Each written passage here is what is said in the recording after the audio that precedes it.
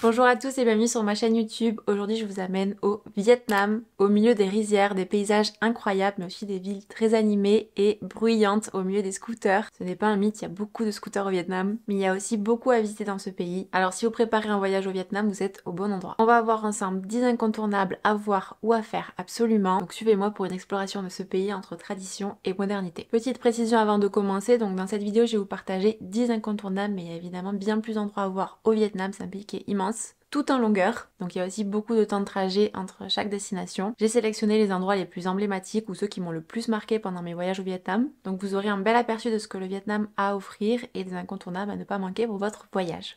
On commence tout de suite avec Hanoï, la capitale et son vieux quartier. À Hanoï, il y a plein de petites ruelles à explorer, de cafés cachés si vous aimez les cafés, je pense que ça va vous plaire. Il y a une ambiance unique et c'est une vraie immersion dans la culture vietnamienne. Je vous conseille de commencer votre visite par le lac Hoan Kien. C'est un havre de paix au milieu d'une ville bouillonnante et essayez d'y aller le matin très tôt, vers 6h du matin, vous verrez que c'est une ambiance complètement différente avec tous les Vietnamiens qui s'activent et qui font du sport. Il y a tout type de sport autour du lac, donc c'est très chouette. Ensuite, vous pouvez aller voir un spectacle de marionnettes sur l'eau. C'est une tradition vietnamienne qui remonte à plus de 1000 ans. Vous pouvez aller voir le temple de la littérature, il y a plein de choses à découvrir à Hanoï et tout simplement se perdre au milieu des ruelles et ressentir l'atmosphère vietnamienne. C'est comme ça qu'on découvre Hanoï, en se perdant, se baladant au fil des ruelles. Et n'oubliez pas la rue Tran Street, c'est une rue qui est très célèbre. Vous avez sûrement déjà dû voir des images avec le train qui traverse la rue. Vous pouvez par exemple vous installer à un café et attendre que le train passe. Nous on a trouvé que c'était une ville qui avait beaucoup de charme et à chaque coin de rue vous aurez une belle surprise et toujours plein de découvertes. Donc je vous la recommande. On continue avec Hoi An. Alors Hoi An c'est la ville coup de cœur de beaucoup de voyageurs et je suis d'accord avec ces voyageurs parce que c'est une très belle ville avec beaucoup de charme également. Des maisons jaunes, des lanternes colorées. C'est compliqué de pas aimer Hoi An. Le seul point négatif c'est qu'il y a beaucoup de monde, beaucoup de touristes. Donc ça peut être une raison si les gens n'ont pas aimé Hoi An, mais sinon c'est une très jolie ville. Son centre historique est d'ailleurs classé à l'UNESCO. Il faudra d'ailleurs acheter un ticket à l'entrée de la ville, enfin du centre historique, qui vous permettra de visiter quelques monuments. Hoi An c'est aussi célèbre pour ses ateliers de couture, vous pouvez faire des vêtements sur mesure à Hoi An, donc prenez-vous-y à l'avance parce que parfois il faut faire des retouches et sur plusieurs jours. Et l'ambiance de la ville est différente la journée et le soir. Le soir, il y a toutes les lanternes qui s'illuminent. Vous pouvez aussi faire une balade en bateau sur la rivière Thu Bon. C'est une petite barque et la balade dure environ une vingtaine de minutes. Si vous avez le temps, je vous conseille vraiment d'assister au spectacle qui s'appelle Hoi An Memory Show. C'est vraiment un des plus beaux spectacles que j'ai eu la chance de voir, donc si vous avez l'occasion, dans mes souvenirs c'est entre 20 et 25 € le ticket d'entrée et ça vaut vraiment le coup. C'était sublime, c'est sur une scène immense à l'extérieur, c'est un spectacle à la fois de danse, de théâtre, de mise en scène avec des très beaux costumes et ça raconte donc l'histoire de Hoi An. On continue avec le troisième incontournable, c'est les alentours de Hoi An. Alors il y a beaucoup de voyageurs qui visitent uniquement le centre historique de Hoi An. Alors je comprends, il est très joli, mais il y a aussi les alentours à voir qui valent tout autant le coup. Il y a plein de rizières autour de Hoi An et c'est magnifique. D'ailleurs si vous voulez loger au milieu des rizières, c'est possible. Vous pouvez soit loger donc dans le centre historique et ensuite soit prendre un taxi ou louer un vélo pour vous balader autour. Sinon vous pouvez loger directement au milieu des rizières. Donc je vous ai écrit un article avec tous les plus beaux hôtels pour loger au milieu des rizières. Vous pouvez le retrouver sur le blog et si jamais je vous le mets en description. Et c'est pour ce genre de paysage qu'on est content quand même de loger en dehors de Hoi An parce que sinon on verrait pas ces paysages ou alors enfin on pourrait louer un scooter.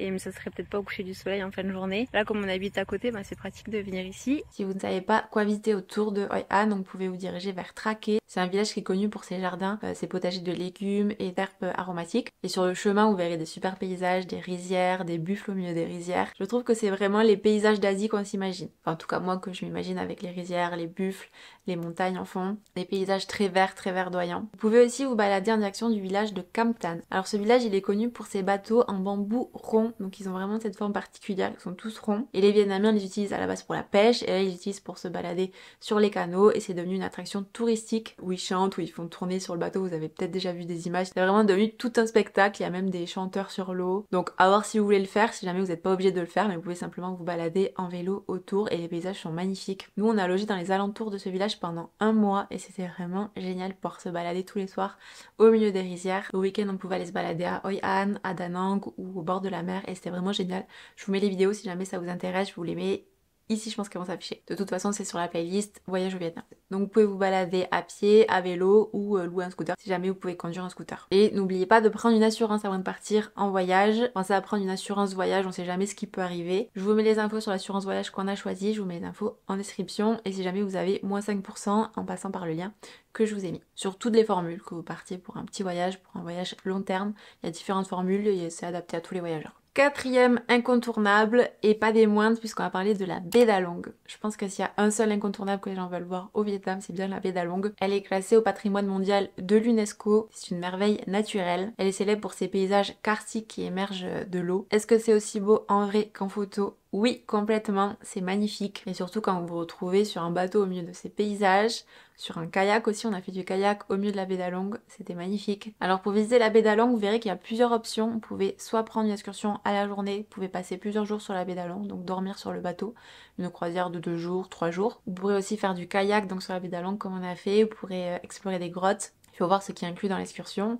Pour réserver l'excursion, il y a plusieurs options, soit vous réservez directement à Hanoï, vous partez d'Hanoï pour la journée, donc plusieurs jours. Il y a plusieurs agences, vérifiez bien les avis des agences, histoire de ne pas vous faire arnaquer, et vous pouvez négocier le prix de l'excursion évidemment. On est en Asie, donc j'ai envie de vous dire que tout se négocie, non pas les restaurants, pas les hôtels, etc. Mais les excursions et les objets, les souvenirs sur les marchés, dans les boutiques, ça se négocie. Ça fait partie de la culture. Ou alors, si vous voulez pas vous embêter, vous pouvez réserver en avance sur Get Your Guide. Vous réservez l'excursion, vous n'avez pas besoin de négocier.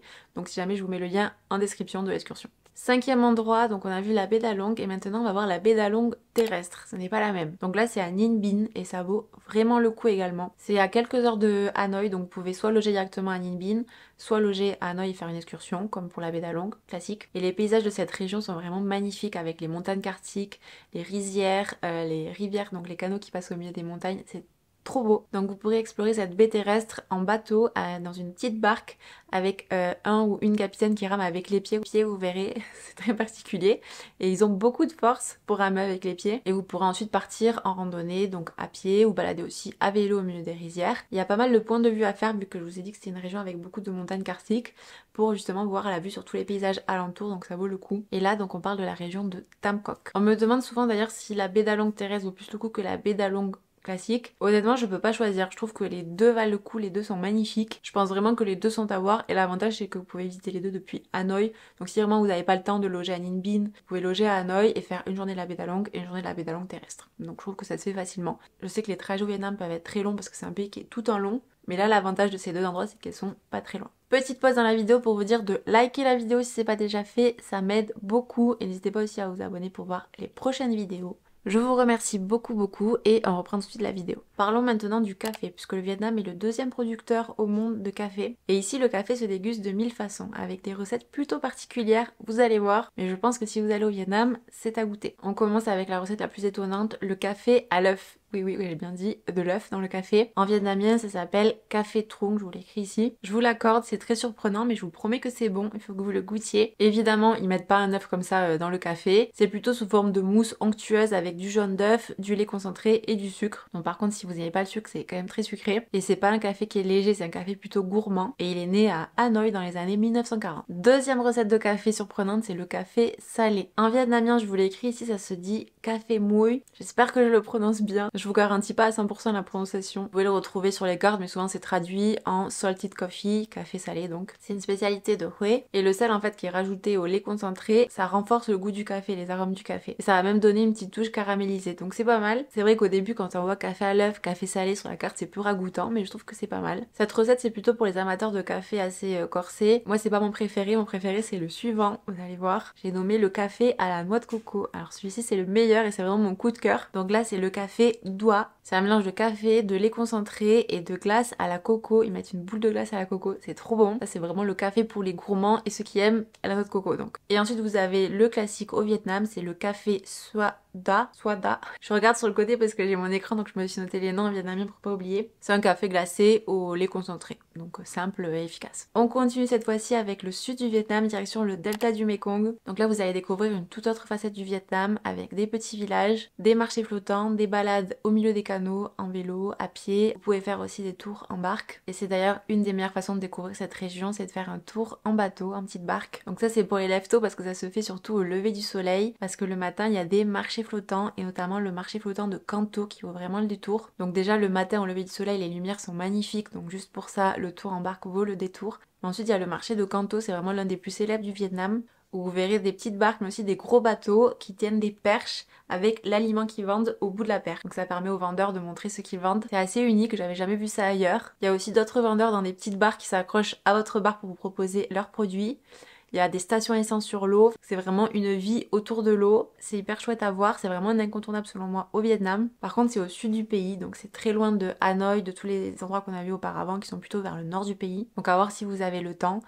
Mais ça vaut vraiment le coup. On continue toujours dans le sud du pays avec Ho Chi Minh, qu'on appelle aussi Saigon. Vous allez souvent entendre Saigon. C'est clairement la ville la plus dynamique du pays. J'ai trouvé que c'était plus moderne que Hanoï. C'est aussi très bruyant. C'est une ville qui est très bruyante avec beaucoup de scooters, énormément de scooters. Il y en a partout et dans tous les sens. Je pense que vous allez être impressionnés. Et Ho Chi Minh, c'est un mélange entre des gratte-ciel hyper modernes avec des bâtiments coloniaux beaucoup plus anciens. À Saigon, vous pouvez visiter le musée des vestiges de la guerre pour comprendre donc l'histoire du pays, l'histoire poignante du Vietnam. Je vous conseille aussi de vous balader au milieu de la rue emblématique de Dong Coi qui est bordée de monuments historiques. Côté food, direction le marché de Ben Thanh pour un déjeuner typique. Et le soir, vous pouvez vous diriger sur un des nombreux rooftops de la ville. Il y a plein de rooftops pour avoir une superbe vue sur la ville. Notamment au coucher de soleil, ça vaut le coup. Vous allez avoir des super lumières sur la ville.